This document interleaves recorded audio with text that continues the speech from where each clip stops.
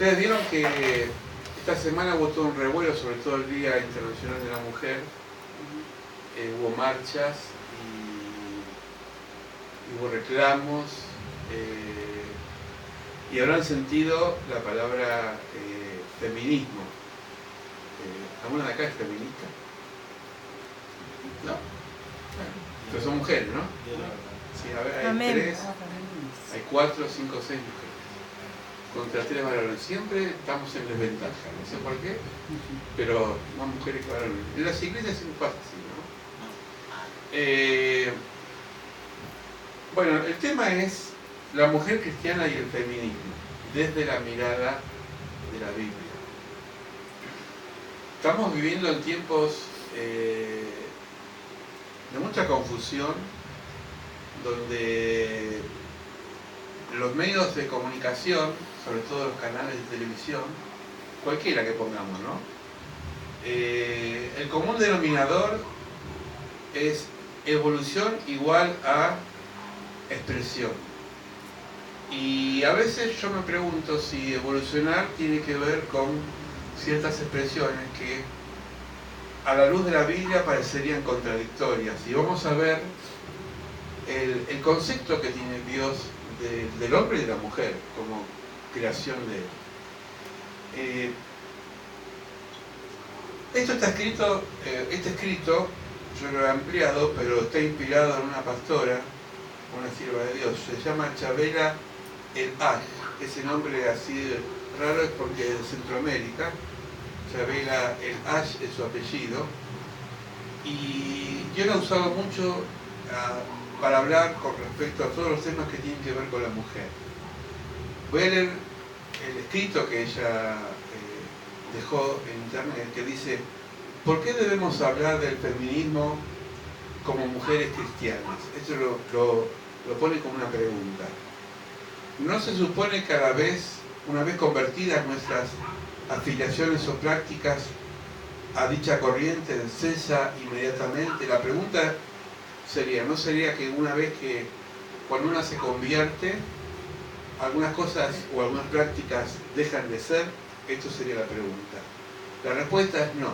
El feminismo ha permeado en nuestra cultura, nuestras artes, nuestros sistemas educativos.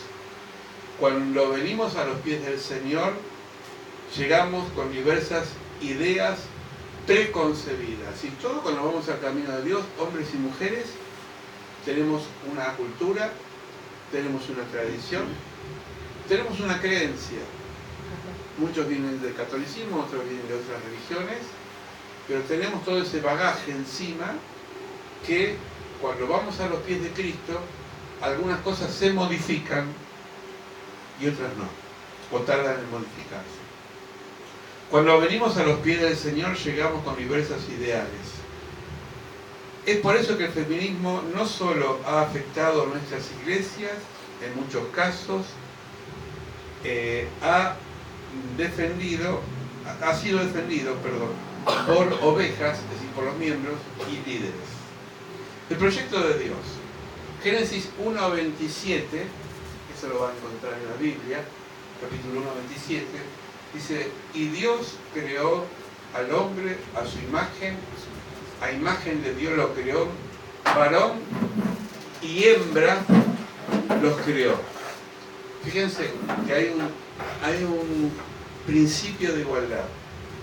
Dios creó al hombre y a la mujer a su imagen y a semejanza. No dijo, hizo al hombre y después como reflejo del hombre nació la mujer como proyecto, sino que ambos fueron iguales ante el proyecto de Dios. Ningún ser que no es un ser inanimado como una piedra, que es un mineral, pero los otros seres que pertenecen al reino como el vegetal, es un ser vivo, es un ser que sufre, que tiene sus procesos. Claro, no es el sufrimiento que nosotros lo entendemos, pero una planta, cuando se la poda, tiene una especie de transformación cuando se la arranca y cuando se la quema. Un ser animal, por ejemplo, también tiene su sufrimiento dentro de las características de lo que sería un animal. Es decir, un perro, un gato, un pez, cuando se lo lastima, sufre. Por eso tienen sensibilidad. Y el ser humano también sufre. Sufrimos de diversas formas. Las feministas dicen, la mujer fue relegada a un estatus de segunda clase. Es decir, muchas feministas dicen que la mujer está relegada a un segundo plano. Ahora vamos a ver en qué tienen razón y en qué quizás no. Génesis, lo acabo de leer, dice, creó Dios al hombre y a la mujer, a imagen y semejanza los creó, varón y hembra los creó. Es decir, para Dios, en su proyecto, y lo vamos a ver también en San Pablo, no hay diferencia entre hombre y mujer. Bajo el nombre de Cristo, ambos son iguales. Vamos a ver la definición y los inicios. ¿Cómo se define el feminismo según Wikipedia o cualquier diccionario secular? Dice, es una ideología que defiende a las mujeres que deben tener los mismos derechos que los hombres, entre paréntesis, algo con que debemos estar de acuerdo como creyentes. Varón y hembra fuimos creados a imagen de Dios. El objetivo del feminismo es la reivindicación de los derechos femeninos. Esto está perfecto. ¿Por qué? Porque todavía, hoy en día, las mujeres cobran menos que los hombres. Hasta hace un siglo, la mujer en Argentina, por ejemplo, en 1945, empezó a tener voto. Antes la mujer no tenía voz y voto. Hay un montón de derechos adquiridos por el movimiento feminista que son válidos. Y acá dice, la corriente feminista comenzó con una ideología que prometió igualdad y libertad del control del hombre, debido al abuso que ellas mismas produjeron por su pecado. Esto quiero hacer una salvedad. La sociedad, por siglos, fue machista, y lo sigue siendo en muchas partes, y hace autoridad y mal abuso del poder. No es el proyecto de Dios. Es decir, el hombre y la mujer ante Dios deben y tienen que tener los mismos derechos. No lo puse acá, pero leyendo las estadísticas de los salarios, por ejemplo, como decía recién, siguen siendo muy disparejos en lo que cobra una mujer y lo que cobra un hombre. En otros casos no, pero en este caso sí. El feminismo como movimiento formal tuvo sus inicios en el año 1700, si no es de ahora esto, con la búsqueda de lograr que la mujer pudiera ejercer el derecho a voto, está bien, obtener grado académico. Antes la mujer solamente, según el concepto patriarcal, la mujer solamente servía para estar en la casa. Entonces no podría realizarse como persona, por ejemplo, trabajando afuera. ¿Cuántas de acá trabajan afuera? La mayoría. Así es. Decía, acá son todos feministas, entonces. Porque está bien. Porque antes decía la mujer es para criar hijos y nada más. Entonces, estos derechos adquiridos son válidos. Derecho a voto, tener un grado académico, derecho a administrar y obtener propiedades. ¿Cuántas de acá saben administrar y han tenido una propiedad? La hermana ya levanta la mano. Es decir, o le vino de arriba. No, uno se lo ganó. Y sale a trabajar. Todas estas son cosas justas y nobles para ayudar a ver a la mujer como Dios la ve, con el mismo valor que el hombre. Hasta acá vamos bien. El movimiento feminista tuvo 3 etapas. La primera etapa fue la etapa donde las feministas buscaban nombrarse a ellas mismas. ¿En qué sentido? Aquí expusieron la insatisfacción de mujeres que tenían en que vivir conforme a los roles que no administraban y abrazaban. Voy a aclararlo. Por ejemplo, antes se decía que la mujer no podía manejar. Y todavía algunos dicen, lavaba los platos. Hay mujeres que manejan mejor que los hombres, porque La inteligencia no pasa por los reflejos. La mujer, por ejemplo, no podía ser plomero, electricista, porque decía que era un trabajo solamente de los hombres. Hay mujeres electricistas, son pocas, pero las hay. Hay trabajos forzados que sí quedan circunscritos al varón, porque de alguna forma la estructura física son diferentes, pero la inteligencia, por ejemplo, hay arquitectas, hay abogadas, hay científicas, hay doctoras, y muy buenas doctoras, hay enfermeras. Creo que en esta carrera hay más enfermeras que enfermeros, me parece, ¿no? En la docencia, no son tanto los hombres varones docentes como mujeres docentes. Esto tiene una connotación también histórica. ¿Por qué? Porque cuando la mujer empezó a buscar trabajo, el trabajo de la docencia no le llevaba mucho tiempo fuera de la casa. Eso fue un ideal que se fue transformando, porque antes la docente tenía un sueldo más noble. Como la docente ahora, muchas de las docentes están separadas o están solas, con hijos a cuesta, se ven obligadas a trabajar en 2 o 3 turnos para ganar un salario que se equipare conforme a los gastos de su vida. Porque yo conozco docentes, fui docente, mujeres docentes que tuvieron que trabajar en 3 turnos porque tenían que mantener a sus hijos, habían sido abandonadas por su esposo y encima alquilar una casa. Imagínense, con un sueldo docente no pueden hacer todo eso. Entonces, las circunstancias y los accidentes de la vida fueron modificando las demandas de la mujer. La mujer, por ejemplo, tiene un don natural que Dios le dio, que es parir. ¿Algún hombre ha parido? No. Dice que tiene más resistencia psicológica la mujer para afrontar un parto. Comprobado por algunos hombres científicos, dicen que un hombre no aguantaría el dolor que es el parto. Yo no aguanto un pinchazo, no sé si voy a aguantar un dolor. Está capacitada para eso. Por ejemplo, la mujer, estadísticamente, hay más viudas que viudos. Los hombres somos más flojos. ¿Saben? No se asusten. Pero esa es una estadística. Porque resiste más, aguanta más. La mujer se lleva la peor parte en cuanto a los abandonos masculinos. Una vez hicimos un censo en el colegio, estoy hablando de una población de 1500 alumnos, donde había más o menos 300 familias, de las cuales 200 familias eran encabezadas por mujeres. Porque el hombre pone la semillita, pero después no se encarga de regarla, se borra. Y la mujer lleva a cargo sus hijos.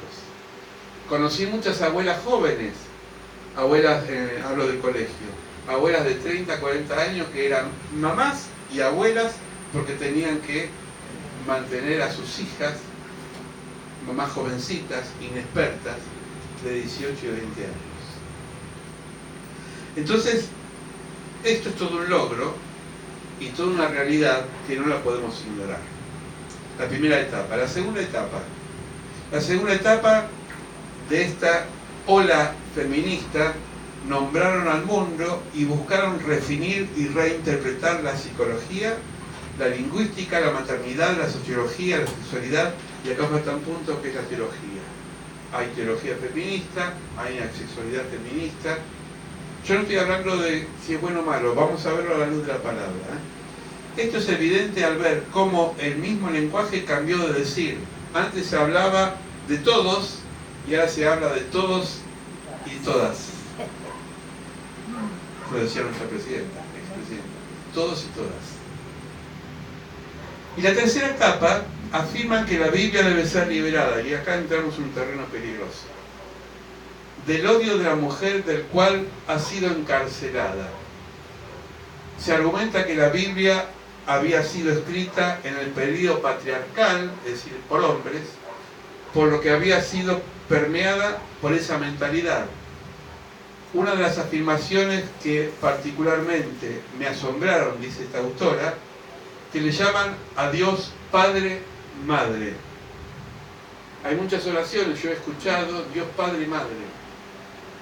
En realidad Dios es asexuado porque no tiene sexo, pero tiene la imagen dada por el mismo Jesús de padre.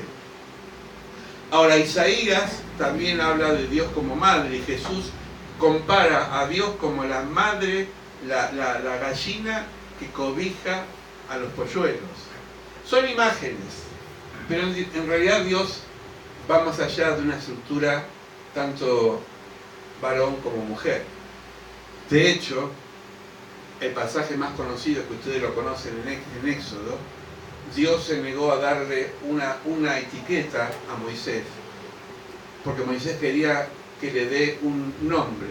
La gente necesita nombre, le gusta bautizar a Dios de muchas formas, y Dios le dijo a Moisés: yo soy el que soy, no tengo nombre.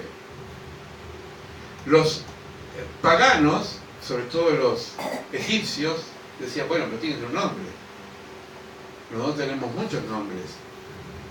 Los griegos decían: bueno, pero está Zeus, está Thor, el dios del rayo.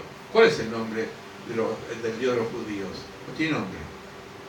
De hecho, la traducción Yahvé o Jehová no tiene nombre, no tiene una definición. Por eso nosotros hablamos de Dios, pero podemos hablar del Creador, podemos hablar del Omnipotente, del Todopoderoso. Le buscamos artículos para definir el perfil de Dios, pero Dios es Dios, porque no cabe dentro de la mente humana finita. Decía San Agustín, Dios es como un mar, y a Dios no lo podemos meter en un recipiente, perdón, al mar no lo podemos meter en un recipiente de un vaso, porque no entraría el mar en un vaso. ¿Se da cuenta? Nosotros somos los recipientes. Nuestra mente es tan limitada que no cabe Dios en nuestra mente, porque Él es inmensurable, Él es inabarcable, Él es el todo. Por eso dice el salmista: cuando veo la obra de tus manos y miro las estrellas, digo, ¿qué es el hombre para que te acuerdes de él, oh hijo de hombre? Dios es todo, es inabarcable. ¿Dios está aquí? Sí, está aquí.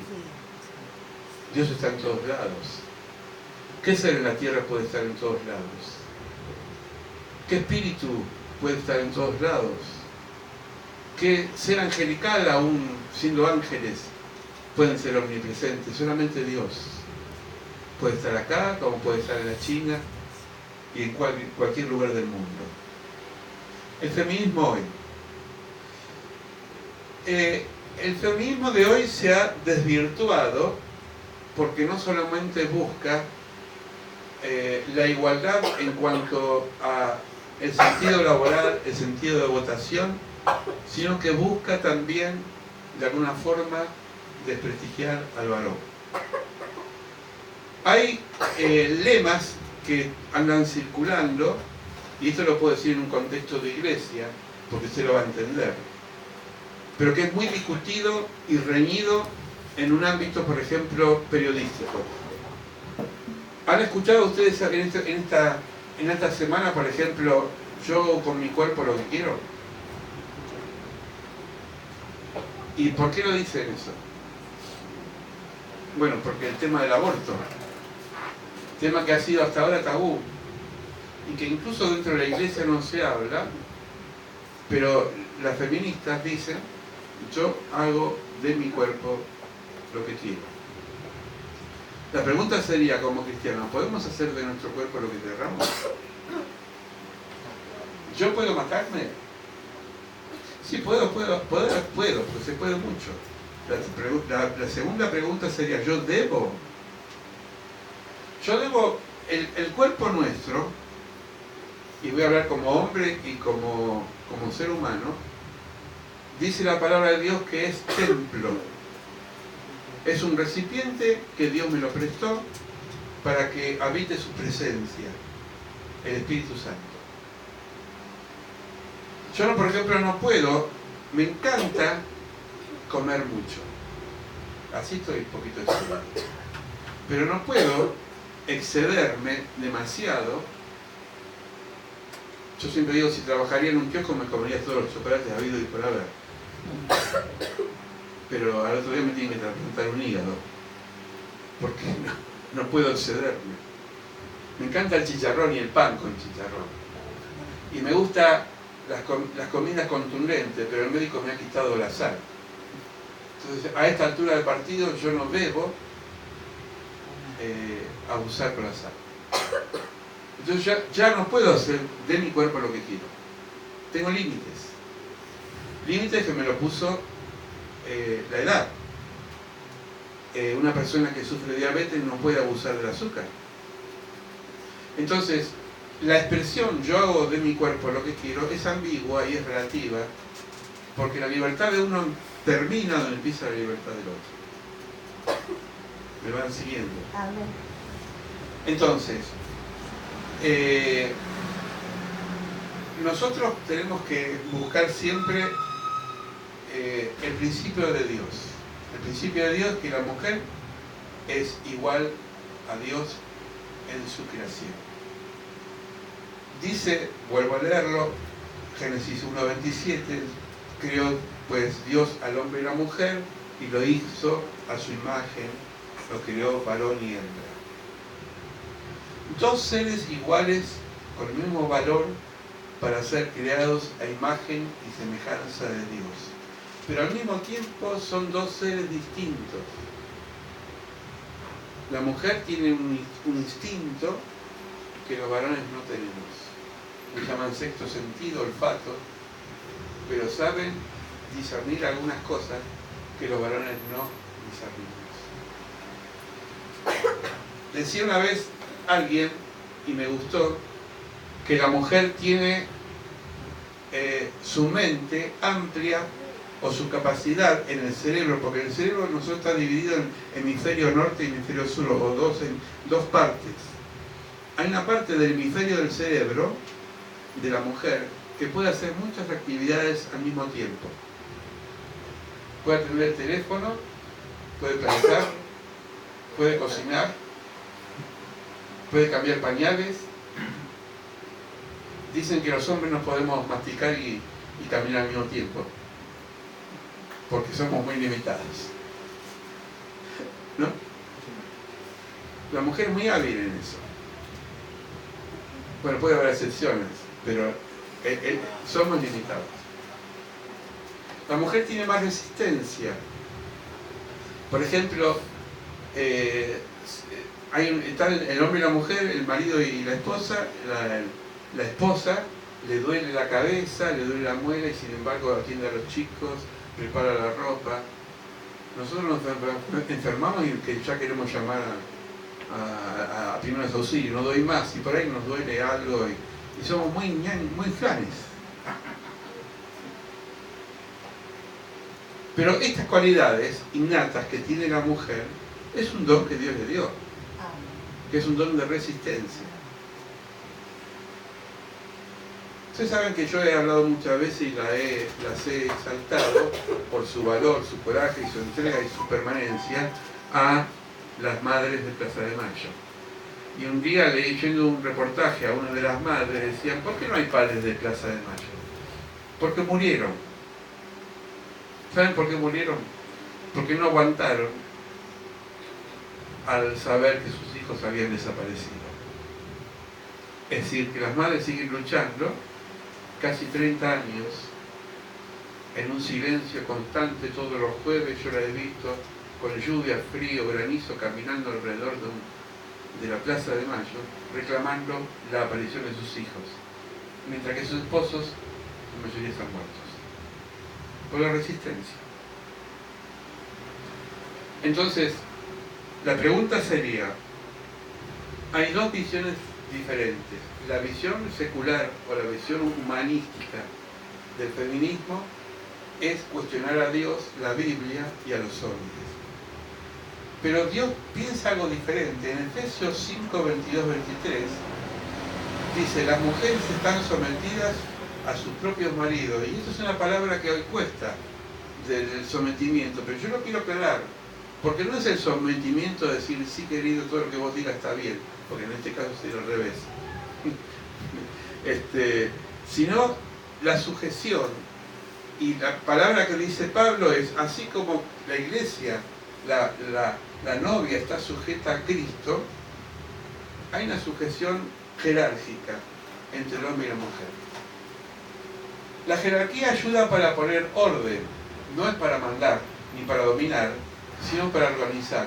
Todo tiene una jerarquía. Un trabajo, ¿qué tenemos? Al jefe o la jefa, a los empleados en diferentes jerarquías. En el gobierno hay una jerarquía, está el presidente, el vicepresidente, después está la Cámara de Diputados, senadores, y hay una jerarquía.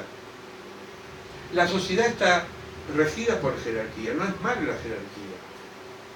¿Saben lo que es la anarquía? La anarquía sería el caos, de que cada uno hace lo que quiere, y porque hace lo que quiere, se produce un desorden. Si Marina diría, no, mañana no voy a trabajar, voy a ir a trabajar cuando yo quiera, yo no tengo ganas, o Jenny, o Ponce, o cualquiera de los que están acá. Eso sería caos. Pero uno se sujeta a una jerarquía, a un orden, a un tiempo, porque sabe que si lo hace, va a recibir sus beneficios. Isaías 45, 9, 12 dice algo interesante. Dice, hay de los que pleitean con su hacedor. ¿Saben qué es pleitear? Pelear a Dios. Hay mucha gente que le pelea a Dios. El tiesto de los tiestos de la tierra, dirá el barro al que lo labra, ¿qué haces? ¿O tu obra no tienes manos? Versículo 10. Hay de que dice al padre, ¿por qué me engendraste? Y a la mujer, ¿por qué me pariste? No sé si alguno de ustedes le habrán dicho alguna vez a su mamá, ¿por qué trajiste al mundo? Yo no tuve oportunidad porque mi mamá falleció cuando yo tenía 5 años, pero yo lo he escuchado de hijo. Yo no te pedí nacer. ¿No? Y decimos a veces de bronca, sobre todo en una etapa de crisis, yo pedí traer al mundo. Y sí, nadie pidió, pero Dios nos trajo. Porque Amén. Estamos dentro de un proyecto de Dios. Amén. Versículo 11, así dice Jehová, el Santo de Israel y su formador, preguntadme de las cosas por venir. A Dios hay que preguntarlo. Porque Él es el hacedor. Mandadme acerca de mis hijos y acerca de las obras de mis manos. Es decir, nosotros no podemos cuestionar a aquel que nos trajo al mundo, porque en realidad la mujer es el depósito y el hombre es el que genera entre el óvulo y el espermatozoide lo que sería después el embrión. Pero detrás de eso hay un proyecto, que lo decía la pastora, que nosotros fuimos creados por Dios en ese proyecto. Amén.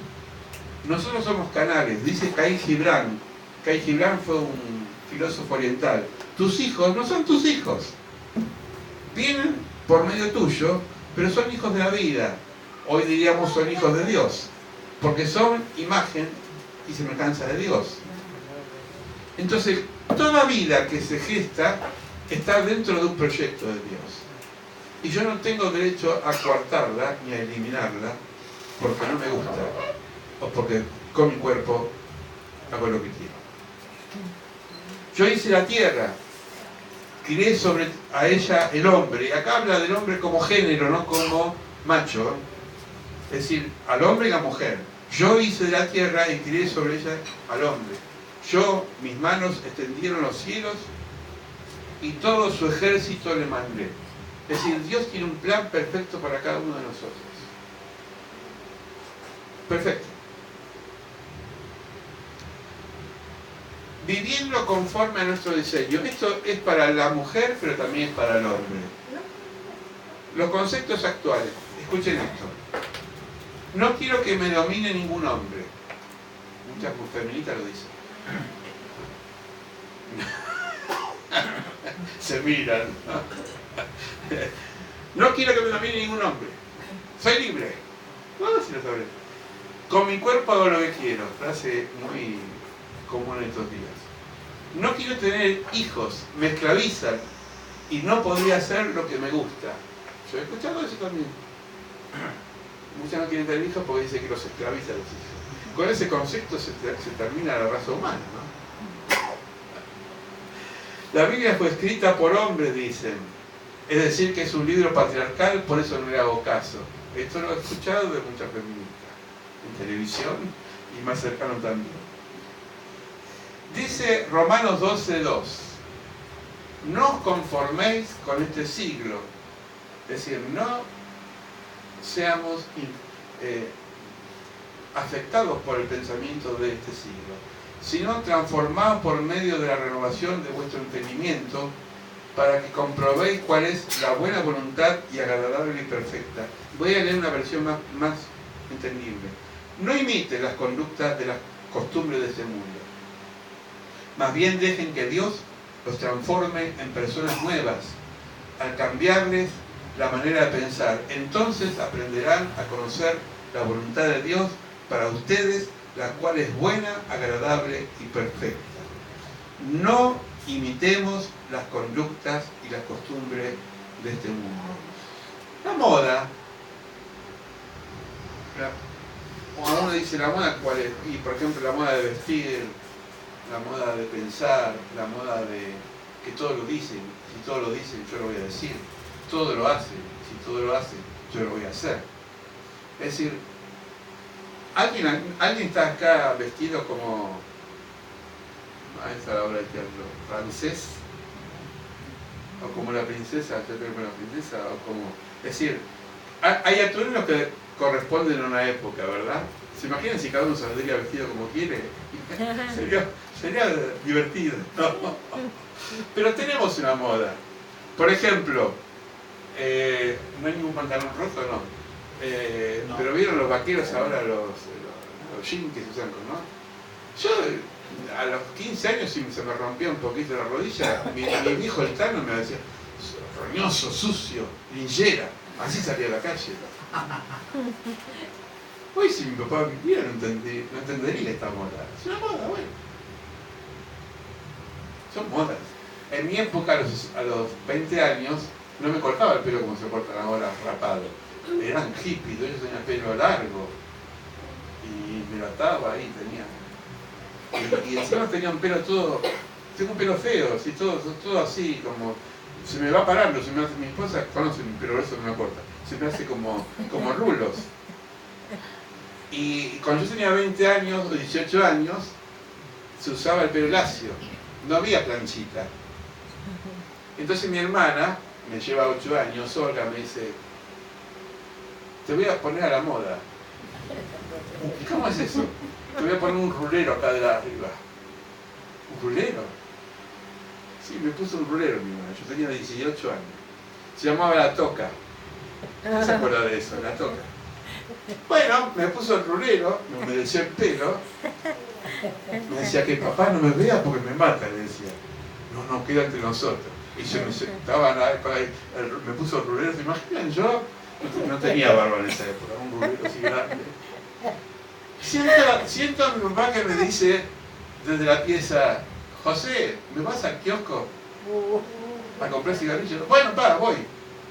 Él fumaba 43.70, no sé si existe eso cigarrillos. Y yo me fui al kiosco y me olvidé que tenía el rulero. Cuando le digo al kiosquero, me da 43.70, el hombre me mira así, empezó a reírse. Digo, ¿qué se ríe? Se comprarlo y encima se me ríe. Y en el kiosquito había esos espejitos redondos, ¿vieron? Veo así, tenía un rulero acá. Ay, Dios mío, qué vergüenza. Creo que por una semana no salí de mi casa. Esa era moda. Esa era moda. Una cosa es la tendencia y otra cosa es la moda. Voy a explicarlo con términos de ahora. ¿Quién se acuerda de los videoclubs? No es tan lejos, ¿no? Bueno, ¿quién alquilaba películas? Bueno, eso fue una tendencia, perdón, eso fue una moda, porque fue cambiada por el cable. Después vino el cable, después vino internet y después vino la era digital. Se fueron modificando. Esas son modas de consumo que responden a una época. Pero la tendencia no cambió. ¿Cuál es la tendencia? El avance tecnológico. Es irreversible. Es decir, por ejemplo, el celular no es moda, es tendencia, porque la comunicación fue creciendo. Al principio se comunicaba con esos ladrillos grandes, ¿no? Y hablaban nada más. Después vinieron los celulares que eran un poquito más chicos, que se comunicaba usted con ¿qué? Con el mensaje de texto. No había WhatsApp, no había Facebook. Y después el celular empezó a cumplir un rol protagónico integral. Pasó a ser linterna, despertador, dejó sin trabajo a un montón de gente, ¿no? La linterna ya no tenía efecto, el despertador, reloj pulsera. ¿Cuántos tienen reloj pulsera? No, si miran la hora en el celular. Es decir, eso es una tendencia. La moda responde a una época y después deja. Por ejemplo, ahora se usan los pantalones rotos y por ahí dentro de 5 años van a ser pantalones diferentes, qué sé yo. Y el que anda con pantalón roto va a decir que croto. Claro, porque son modas. Modas. Ahora, no imitar las conductas de las costumbres del mundo no quiere decir que vivamos con una ropa que no pega, porque tampoco somos ridículos. Pero sí tiene que ver con que si yo no tengo el último grito de la moda, no soy persona. Y eso ya es una cosa que tenemos que velar nosotros, los cristianos. Yo no soy más o menos persona porque no tengo lo último de la moda. Eso me tiene que diferenciar. ¿Por qué? Porque si no quiere decir que mi mente está muy limitada a lo externo y no a lo que yo soy como persona. Porque eso me hace esclavo de una corriente que me la imponen y que yo no la elijo. Ahora se usa esto, bueno, que se use, pero si a mí me hace mal o no me gusta, no me voy a esclavizar. Cuando yo tenía 22 años, 2 años después, vino una moda del poncho, no sé si alguien se acuerda. Se usaba el poncho. Claro, en invierno, ¿no? Digo, voy a ser original, me voy a comprar un poncho rojo con ¿cómo se llama? Unas vetas marrones. Me lo busqué en 11, un poncho, ¿vieron como el poncho? Me encontré con mis amigos, nos miramos y teníamos todo el mismo poncho. Fuimos todos 11. Menos que éramos hombres, ¿no? Porque dice que los hombres lo que hacemos es, mirá, vos tenés el mismo poncho que yo. Si sería mujer, decía, uy, esta me quiere competir del mismo color. ¡Pam! ¿No? La otra vez le regalé a mi hija ¿cómo se llama? Una remera. Y la compré en una casa que hay muchas iguales. Me dice, papá, ya me regalaron la misma. ¡Cambiala! Yo hubiera dicho, qué bueno, tengo 2, si me lo rompe una, uso la otra. ¡Cambiala! Casi me mata. Porque las mujeres son muy exclusivas. No quieren con fotocopia. Bueno, un poquito de humor, pero tiene que ver con que no imitemos las conductas. Hay cosas mucho más profundas, más serias y más dolorosas, ¿no? Si todo el mundo se la pasa, qué sé yo, embriagándose, no imitemos eso. Hay hábitos que se han inquistado en la sociedad que son normales para muchos, pero son peligrosos. Ustedes me entienden, ¿no? Sí. No imitemos las costumbres, los hábitos, la forma de vivir que terminan destruyendo nuestras vidas. Las mujeres en la época de Jesús. La mujer, si usted ve algún documental del Oriente hoy en día, van a ver a mujeres que están tapadas con velos, están sometidas, y si las encuentran en adulterio las matan a piedrazo. Es decir, no ha cambiado muchos lugares del Oriente con respecto al sometimiento del hombre y la mujer. En la época de Jesús, la mujer no participaba de la vida pública. No iba a la iglesia o a la sinagoga, como van ustedes acá. No había un lugar donde estaban mezcladas las mujeres y los hombres. Estaban los hombres, y yo saben por qué se lo digo, porque mi cuñado y mi hermana mayor se casó en la iglesia de una sinagoga judía, y tanto la circuncisión como el casamiento, dentro del salón donde no se hizo, estaban los varones, y las mujeres estaban en el patio afuera. No podían mezclarse. En la época de Jesús eso era algo muy natural, que la mujer no podría participar de la vida cultica. No tenía posibilidad de hacer lo que quiere. Estaba muy en boga la ley del divorcio de Moisés, y la mujer, si un día le ponía mucha sal a la comida, el marido tenía la libertad de darle carta de repudio o de divorcio. Es decir, que el hombre hacía de la mujer lo que quería. La mujer no tenía recursos sociales, si quedaba en la calle, automáticamente tenía que ella vender a sus hijos para pagar las deudas. Conocemos en la Biblia un caso así con Eliseo, la mujer que hizo el milagro Eliseo de multiplicar el aceite. El trato de Jesús con las mujeres, fíjense que Jesús fue avanzado en su trato. Dice, la mentalidad de Jesús tenía a la mujer de dignificarla. Lucas 8, 1-13 dice, Jesús recorría las ciudades y los pueblos predicando la anunciación de la buena nueva del reino de Dios, acompañado los 12 y también algunas mujeres que habían sido curadas de malos espíritus y enfermedades. María, llamada Magdalena, de las que habían salido 7 demonios. Juana, esposa de Cusa, intendente de Herodes, Susana y muchas otras que los ayudaban con sus bienes. Porque el grupo de los itinerantes, de los apóstoles, discípulos, mujeres y hombres, andaban y tenían que comer. Entonces había gente adinerada, entre ellas la esposa, el intendente de Herodes, Susa, era la esposa del intendente. Así que estaba bien económicamente. Se ve que era un grupo organizado, no era un grupo improvisado. Esta foto lo dice todo. Jesús caminando con hombres y mujeres. No es una foto, no me digan que le sacaron a Jesús porque no había nada. Pero es una fotografía que ejemplifica que en el grupo era mixto. Es decir, que esto en una sociedad patriarcal y judía no podía caber. Jesús fue un avanzado, un revolucionario, porque mostró que en su grey podían participar tanto los hombres como las mujeres. Lo que Jesús logró, amplió la conciencia de sí mismas, le mostró el valor como mujeres y la gran importancia de su misión en la familia y la sociedad. Abrió para ellas nuevos horizontes de realización personal. Ahora vamos a ver eso en la Biblia. Las comprometió virtualmente con Él y su mensaje de salvación. Las reconoció por la fortaleza de su fe y las hizo portadoras del amor, de esperanza, de paz en un mundo constantemente afligido por el dolor que proviene del pecado. Voy a citar algunas. Marta y María de Betania, acá están los pasajes bíblicos de Lucas, Juan, eran amigas de Jesús y también Lázaro. ¿Se acuerdan que Jesús iba a Betania, que era una ciudad donde él descansaba y charlaba con sus amigos? Su amigo Lázaro había muerto, él lo resucitó, y Marta y María aparecen 2 veces importantes en la vida de Jesús. Una, cuando le dice si hubiese estado acá, mi hermano no hubiese muerto.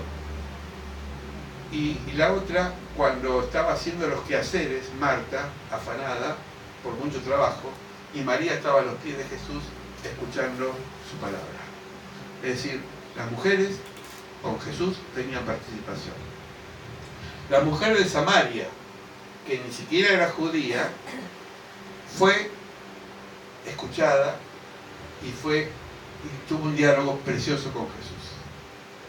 Dice que ella fue testigo de lo grande que le dijo en su corazón y les predicó ella a los samaritanos, y los samaritanos quisieron verlo a él a través del testimonio de una mujer.